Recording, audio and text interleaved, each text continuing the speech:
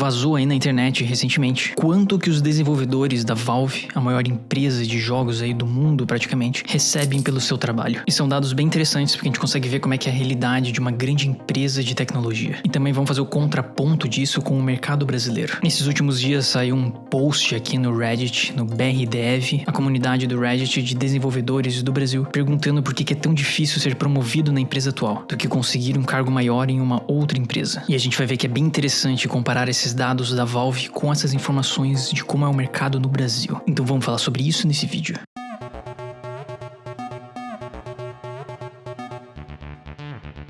Bom, então o site The Verge, nesses últimos dias, publicou essa notícia aqui, falando sobre quanto que a Valve paga os seus funcionários e o quão poucas pessoas eles empregam. Basicamente, alguns dados vazaram, ou quem sabe foram roubados, ninguém sabe. Mas a princípio, segundo aqui o autor dessa postagem, são dados que foram divulgados publicamente, devido a um processo que a Valve está sofrendo da Wolfire. Então esse documento acabou vazando aí por causa desse processo. Mas basicamente eles divulgaram essa tabela aqui, com dados de 2003 até 2021, com o número de funcionários que a empresa tinha naquele ano e quanto que eles estavam pagando para os funcionários, nas diversas categorias. E assim, a Valve todo mundo já conhece, né? Uma grande empresa aí de jogos, que criou jogos como Counter-Strike, por exemplo, que é super famoso, Half-Life também, Portal 2, o próprio Dota 2, que é extremamente jogado hoje em dia, e diversos outros jogos nesses últimos tempos. Mas claro que a cereja do bolo da Valve é a Steam, né? A plataforma de jogos que vários desenvolvedores podem criar um jogo e vender aqui dentro, e onde provavelmente grande parte da receita deles vem, porque é definitivamente uma das maiores plataformas de jogos aí do mundo atualmente. Só que assim, é difícil a gente saber quanto que a Valve realmente ganha de dinheiro, porque afinal eles são uma empresa privada. Eles não têm obrigação de divulgar os resultados deles. Uma empresa que foi criada em 1996, então tem 27 anos aí de idade, e que fica localizada próximo de Seattle, na cidade de Bellevue, uma cidade satélite de Seattle. Mais precisamente nesse prédio aqui.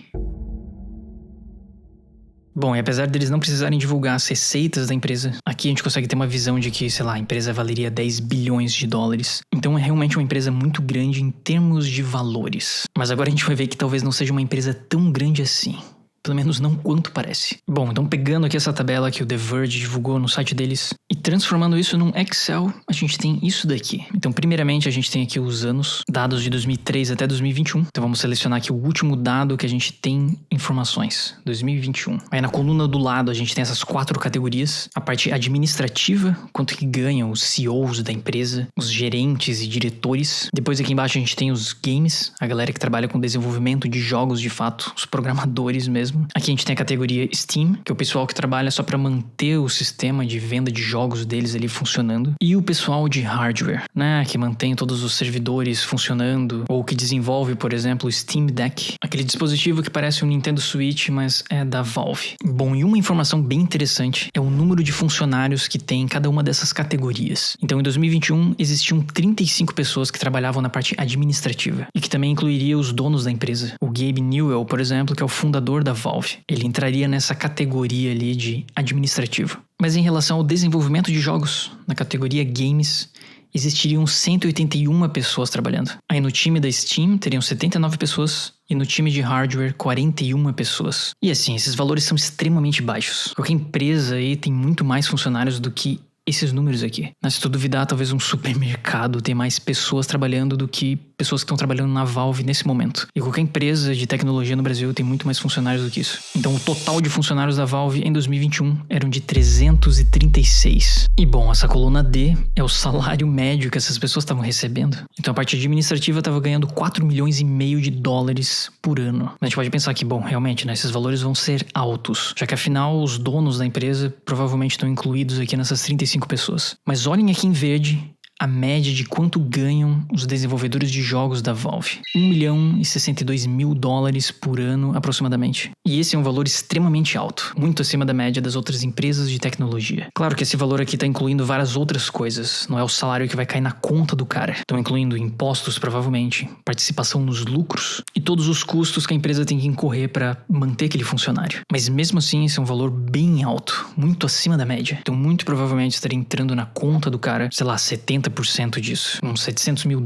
por ano em média. E é claro que isso aqui é a média dos 181 funcionários. Provavelmente tem gente ganhando mais do que isso e outros ganhando menos do que isso. Bom, e os pobres coitados dessa história é a galera de hardware. Essas 41 pessoas que ganham em média $431 mil por ano. O que mesmo assim já é muito acima da média de qualquer empresa de tecnologia, mesmo nos Estados Unidos. Então assim, o que isso indica pra nós? Bom, isso mostra a genialidade da Valve. Porque eles seguiram por um caminho bem diferente do que a maioria das empresas de tecnologia. Eles se mantiveram como uma empresa privada, não abriram capital na bolsa, por exemplo. E eles são uma empresa pequena, né? 336 funcionários, é pouca gente. Só que as pessoas que eles estão colocando ali dentro são os melhores dos melhores. E estão pagando uma fortuna para essa galera. Então a gente pode ter certeza que essas 181 pessoas que são desenvolvedores de software da Valve, muito provavelmente são os melhores do mundo. E eles fazem questão de pagar esse valor, pagar essa quantidade grande de salário para manter essas pessoas lá e conseguirem contratar os melhores. Então definitivamente quem trabalha com desenvolvimento de software nesse mundo de games, trabalhar na Valve seria o topo da carreira. Não deve ter nenhuma outra empresa no mundo pagando melhor do que isso.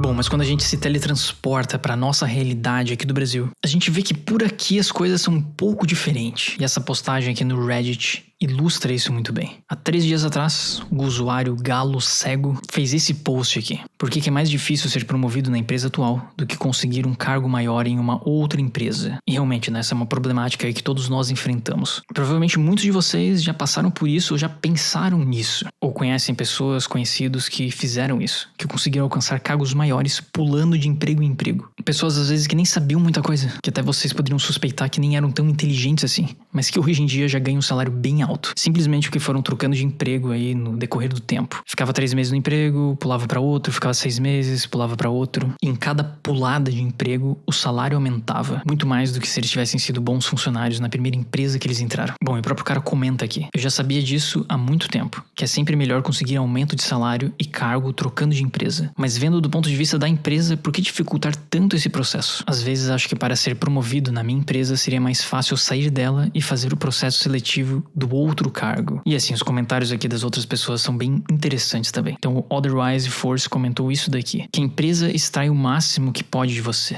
E não mais que isso. Se você chegou no seu limite e precisa de uma promoção, eles não vêm com maus olhos te trocar por alguém que eles vão conseguir extrair bem mais, pelo mesmo preço que seria o teu novo salário pós-promoção. O cara novo é mais experiente, chega com fome de resultado e não tem um histórico de entregas nem alianças internas. Ele está à mercê do chefe. E quando você sai da sua empresa e vai para outra ganhando mais, você é o cara mais experiente, com mais fome de resultado, sem alianças nem histórico, à mercê do chefe. Gerência é política, código é perecível. Essa foi a opinião aí do Otherwise Force. E que realmente, né, tem fundos de verdade nisso aqui. E esse outro cara comentou aqui, né? O famoso, o sistema é foda, parceiro. The system is fuck, partner. Bom, e tem esse outro comentário aqui do D. February, onde ele fala que geralmente o orçamento para contratar uma pessoa de fora é maior do que manter uma pessoa de dentro. Por isso, muitas vezes, as pessoas de fora entram ganhando mais. Bom, mas talvez esse comentário aqui do Super Strategy, que no fundo é a Anitta, olhem só. A Anitta fazendo parte do fórum de BRDev. Mas ela comentou aqui, ó. Vamos supor que você é um ótimo dev Java, o melhor do time.